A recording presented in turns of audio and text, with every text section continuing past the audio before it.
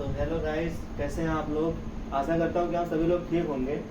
तो आप लोगों ने अगर पढ़ा होगा, मेरा चैनल अगर सब्सक्राइब किया होगा, तो आप लोगों के पास में जो हमने जो pharmacology D form second year की थर्ड यूनिट थी, उसका पार्ट वन आपने देखा होगा। पार्ट वन, अगर पार्ट वन देख के आपने सब्सक्राइब किया होगा तो आपके पास में पार्ट टू का भी वीडियो पहुंच गया होगा।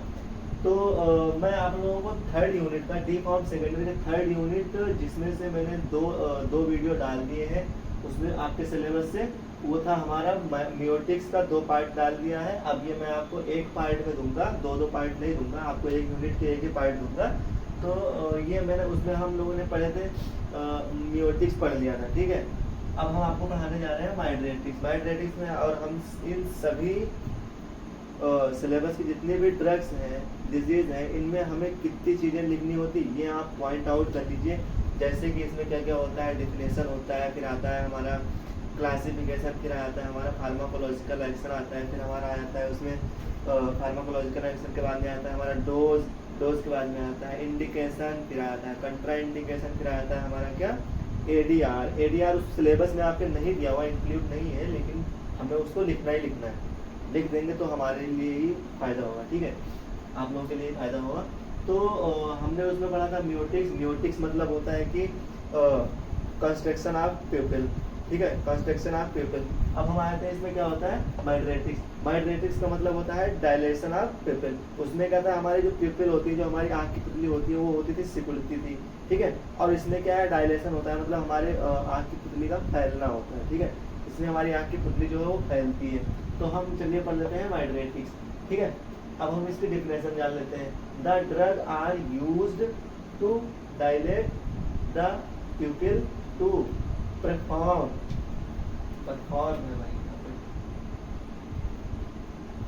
आप सही कर दिया, perform easier and dilate detailed examination. अब इसका मतलब होता है कि जो हमारी प्यूपिल्स होती है, जो हमारी प्यूपिल्स होती है, उसका डायलेशन होता है। ये ड्रग्स वो ड्रग्स होती हैं जो हमारी आँख की पुतली की डायलेशन को ट्रीट करने में मददगार होती है, जिसकी डिटेल हम एग्जामिनेशन के थ्रू परफॉर्म करते हैं, ठीक है।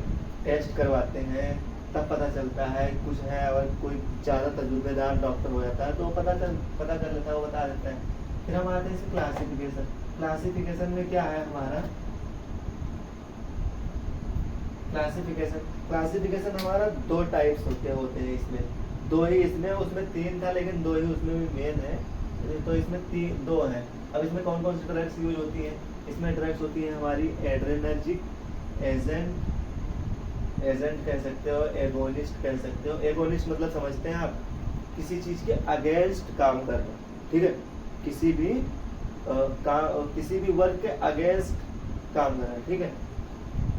क्या आता है हमारे इसमें, एड्रेनालाइन, फेनिलफेरिन, 2 ड्रग्स आते हैं इसमें, एड्रेनालाइन और फेनिलफेरिन। अब हमारा रहेगा सेकेंड, इसमें अब जो होता है हमारा कोलिनर्जिक एंटागोनिस्ट मतलब समझते होंगे कि उसका भी वही चीज हुआ कि उसके अपोजिट कार्य करना, ठीक है, उसके अपोजिट कार्य करना। एंटा मतलब एंटी मतलब उल्टा, ठीक है, और एगोनिस्ट मतलब अगेंस्ट। इसमें क्या होता है, ट्रोपिकामाइड, ठीक है, ट्रोपिकामाइड, एट्रोपाइन, साइक्लोपेंटोलेट। भाई ये वाली जो ड्रग्स है ना, एट्रोपाइन, ये आप कॉलिनर्जिक याद कर लीजिए, ये आपके बहुत ही अच्छी ड्रग्स है। ये ज़्यादा से ज़्यादा यूज होती है आपके सिलेबस में, जितनी भी ड्रग्स होंगी ना, जितनी भी डिजीज होंगी, उन सब में ये यूज होती है ज़्यादा से ज़्यादा, ठीक है। ये हो गया हमारा साइक्लोपेंटोलेट। अब हम आ जाते हैं किसमें, इंडिकेशन में। इंडिकेशन जैसा कि मैंने आपको बताया, अगर आपने फर्स्ट सेकंड पार्ट देखा होगा तो उसमें इंडिकेशन का मैंने वो दिया था, दिया था, लेकिन फिर भी चलिए बता देता हूँ मैं। इंडिकेशन मतलब होता है कि हमें किस स्थिति के पेशेंट को देना चाहिए, ठीक है। These are used to dilate the pupil। जिस पेशेंट के पिपिल जो है वो डायलेट होती है, उसमें यूज होती है, ठीक है, उसके लिए यूज किया गया।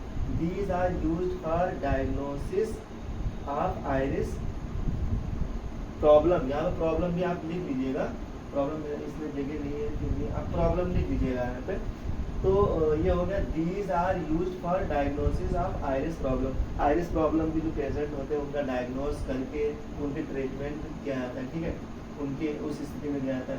These are used for examination of retina and optical nerve. जो हमारी ऑप्टिकल नर्व्स होती है, जो हमारी ऑप्टिकल नर्व्स होती है और जो कि आँख से जुड़ी होती है, आँख की जो रेटिना है उससे जुड़ी होती है, उसके एग्जामिनेशन के लिए प्रयोग की जाती है, ठीक है। अब हम आते हैं कंट्रा इंडिकेशन। कंट्रा इंडिकेशन हम 4 लिख दिए हैं, बाकी आप इसमें बहुत सारी चीज़ लिख सकते हैं, आप जितनी चाहो उतनी ड्रग डिजीज लिख सकते हो कि इस डिजीज वाले पेशेंट को नहीं देना चाहिए। इस कंट्रा इंडिकेशन का मतलब ये होता है कि इस स्थिति वाले पेशेंट को नहीं देना है। जैसे कि अगर कोई पेशेंट हाइपरटेंशन का है, ठीक है, कोई पेशेंट हाइपरटेंशन पेशेंट है उसको नहीं देना है। अगर कोई पेशेंट ग्लूकोमा का है, ठीक है, तो उसमें नहीं यूज करना है। और फिर आता है क्या इसमें इंट्रा ओक्यूलर प्रेशर। जैसे इंट्रा ओक्यूलर प्रेशर जो होता है वो इंट्रा ओक्यूलर की प्रेशर वाले पेशेंट को नहीं देना है। कार्डियक डिजीज का जो पेशेंट है उसको नहीं देना होता है। फिर हमारा आता है डोज। डोज में क्या आता है ट्रोपिकामाइड डोज यानी कि ड्रग्स। अब ड्रग्स आती है ट्रोपिकामाइड, जैसे कि आपने यहाँ पढ़ाई है ट्रोपिकामाइड, एट्रोपाइन, साइक्लोपेंटोलेट। तो ट्रोपिकामाइड जो होती है ये वाली ड्रग्स यूज होती है। इसमें क्या होता है कि जो हमारे जो ड्राफ्ट होती है, जो आई की ड्राफ्ट होते हैं उसमें से हमें 0.5% सॉल्यूशन हमें 30 मिनट के मतलब 30 मिनट के अंदर अंदर देनी होती है, ठीक है। फिर आता है एट्रोपाइन। एट्रोपाइन जो होता है उसका जो ड्रग्स है उसका 1% सॉल्यूशन 7 से 12 दिन में देनी होती है। साइक्लोपेंटोलेट, साइक्लोपेंटोलेट की जो ड्रग्स होती है वो 1 से 2% 24 घंटे में दी जाती है, ठीक है, 24 घंटे में यूज होती है। अब हम आपको पढ़ाने वाले हैं इसमें, जैसे अब हमने ये चीज कर ली, ठीक है, डोज पढ़ा दिया। अब इसमें क्या रह गया आपका, रहेगा फार्माकोलॉजिकल एक्शन, ठीक है, फार्माकोलॉजिकल एक्शन रह गया और एडवर्स इफेक्ट हो गया।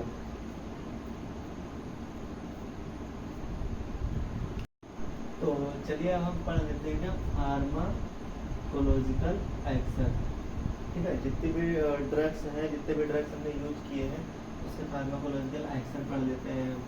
तो अब आता है कि हमारा सबसे पहले कौन सी ड्रग्स थी, ट्रोपिकामाइड।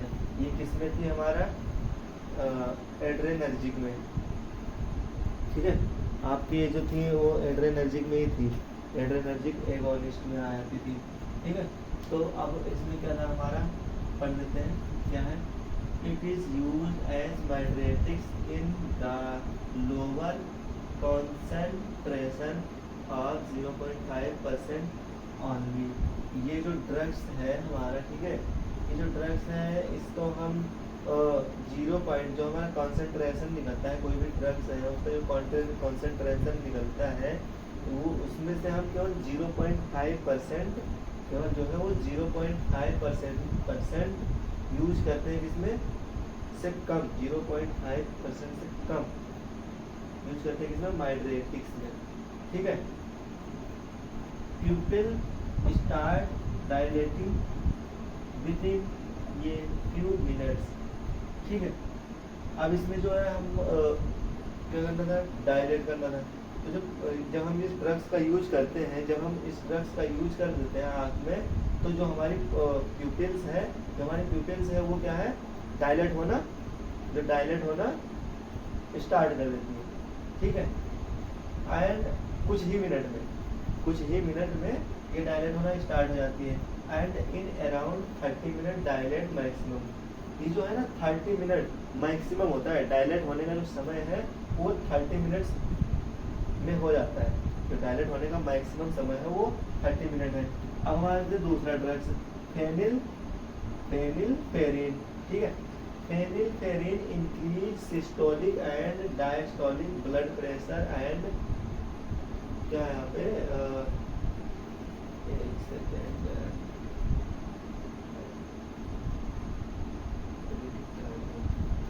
ये जो हमारी फेनिलफेरिन होती है, ये जो ये हमारे एक सेकेंड क्या है यहाँ पे, आपको मैं गलत नहीं पढ़ाऊंगा।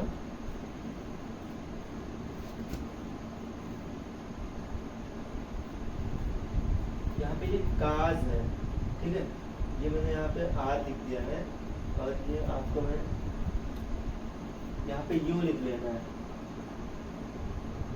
CAUSE, ठीक है।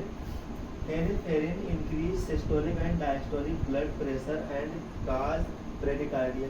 ये जो फेनिलफेरिन होती है ना, ये हमारी जो हार्ट होती है, जो हार्ट में क्या होता है, सिस्टोलिक एंड डायस्टोलिक दो ही चीज़ें होती हैं।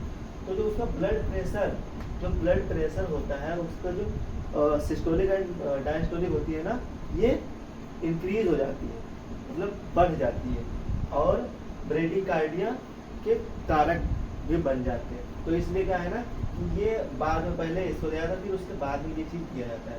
ये थोड़ा इफेक्ट भी डाल सकती है ये वाली ड्रग्स। अब आता है हमारा एड्रेनालाइन। एड्रेनालाइन होता है जो it increase smooth muscles contraction and heart rate. ये जो होता है, ये ड्रग्स जो होते हैं ना, ये हमारे मसल्स को स्मूथ करके कॉन्ट्रैक्ट करने का काम करती है, और हार्ट रेट बढ़ जाती है। लिखा हुआ है ना, it increase smooth muscles contraction, smooth muscles को कॉन्ट्रैक्शन करने में तेजी कर देता है और हार्ट रेट को भी बढ़ा देता है। अब हमारा आता है एडवर्स इफेक्ट। एडवर्स इफेक्ट तो वो आप जानते ही हैं, नाउजिया एंड वोमिटिंग, ये तो वो है। बाकी इसमें और क्या हो सकता है, आँख में और क्या हो सकता है उसके अलावा। तो चलिए, आपने हमारी वीडियो को देखा इतने अच्छे से, तो आपका बहुत बहुत धन्यवाद। और हो सके तो अगर वीडियो अच्छा बन रहा हो तो आप मेरे चैनल को सब्सक्राइब भी कर सकते हैं और लाइक कर देंगे, तो हमें सपोर्ट मिलेगा और हम भी थोड़ा सा उत्सुक होंगे, तो और अच्छे से अच्छी वीडियो बनाने की कोशिश करेंगे। तो चलिए, बहुत बहुत धन्यवाद, थैंक यू सो मच।